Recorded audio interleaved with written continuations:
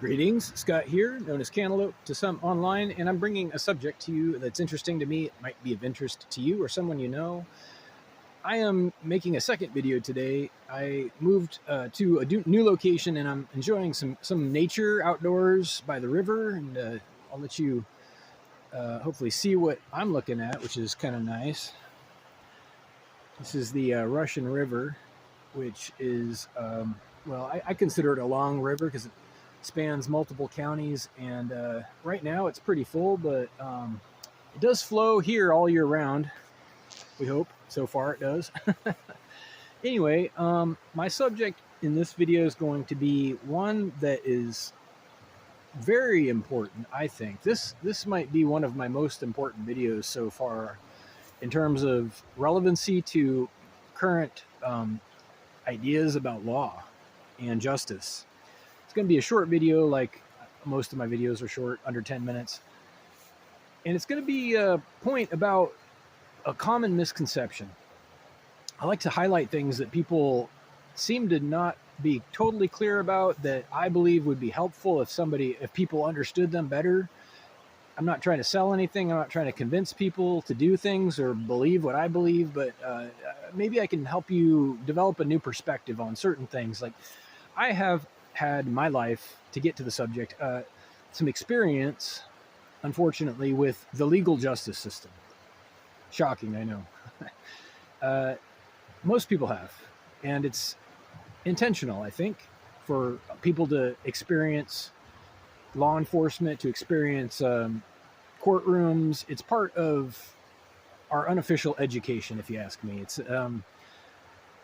semi-planned. It's expected that people will fail within a certain scope, and then they will, more often than not, they figure out how to behave and how to follow the rules, so to speak. And there isn't really a lot of preamble, not a lot of familiarizing people with the rules, but it becomes pretty clear when you break the rules what happens, and it's expected by the time you reach adulthood to either know how to behave or not. And it's kind of sink or swim. It is. In our culture here in America, it's sink or swim.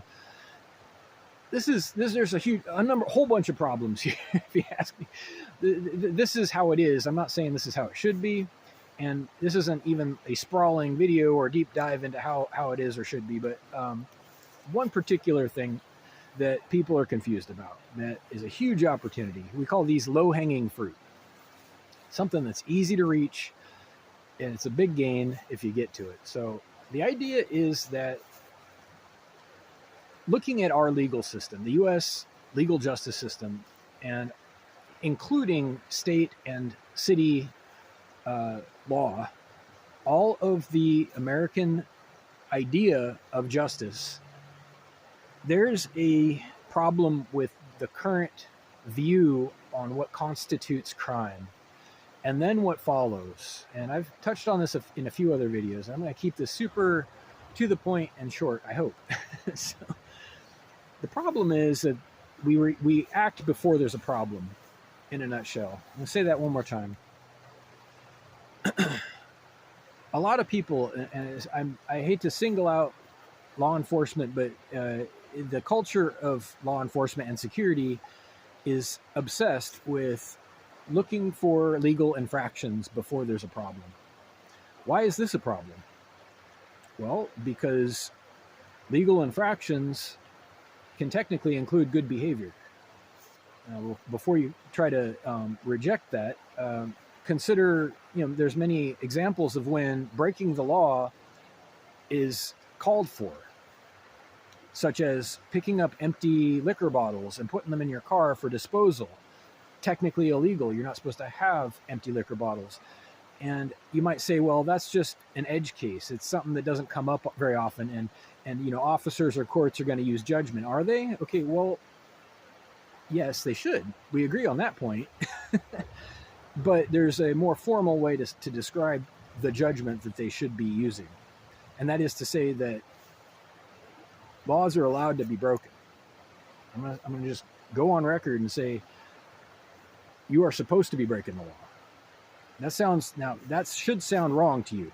because of our culture, because of what you've been taught, and all of the types of education you've received. That sounds completely sideways, doesn't it?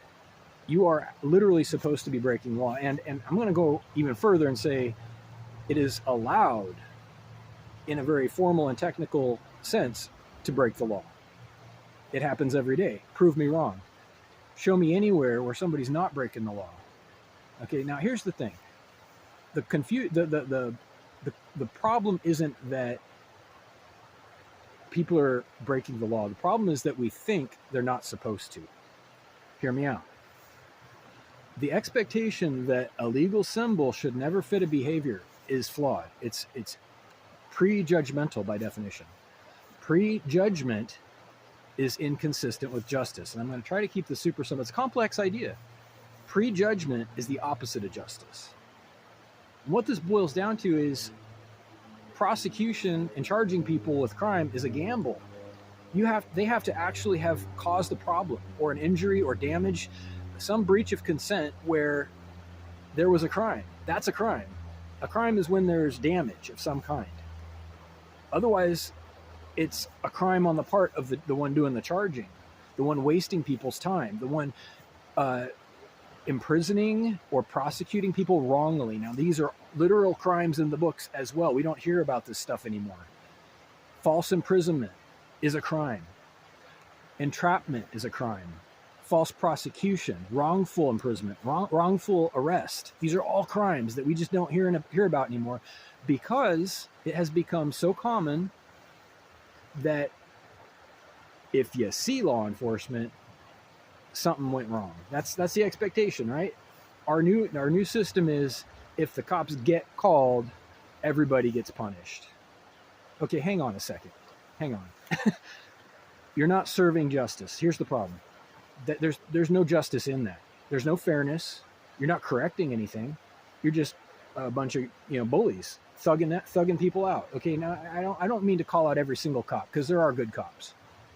I don't mean to call out every single courtroom, but if you're not trying to understand what I'm saying in this video, we are not connecting.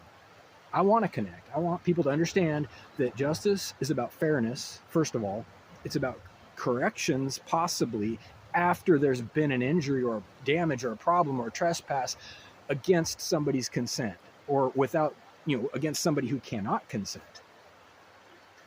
Consent defines the problem. If there is consent, there's no problem, even if there's damage. So we have trouble. Okay, let's get to the point. The point is there's trouble proving it, right? There's trouble proving that something was agreed to legitimately. How do you do that? So much of our systems, our infrastructure, our legal justice system is about reacting to the problem of proving consent, if you think about it. How do we know? People lie. People are coerced. People are framed. So we're just going to make a bunch of symbols, and if they happen to fit what you're doing, good or bad, helpful, destructive, we don't care, we're going to call it a crime. Okay, pardon me, that is bullshit. That is bullshit. I need to be able to do the right thing, whether it's technically legal or not. If I'm doing the right thing, I am not committing a crime. Someone else who is doing the right thing and is intending to be helpful and the effect is helpful, it makes zero difference if it happens to contradict something that's written in a book or a document. There needs to be a crime and a complaint before the legal symbols are invoked. There needs to be a crime or complaint before the legal symbols are invoked. It's order of operations. I'm going to say this one last time. It is only justice if it is fair. Prosecution, charging people is a gamble. Don't settle for anti-justice. Don't settle for being bullied if you're just trying to do the right thing, okay? I will take this to the highest court.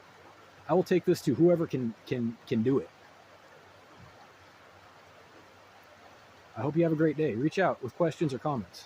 whiteheartrobot@gmail.com.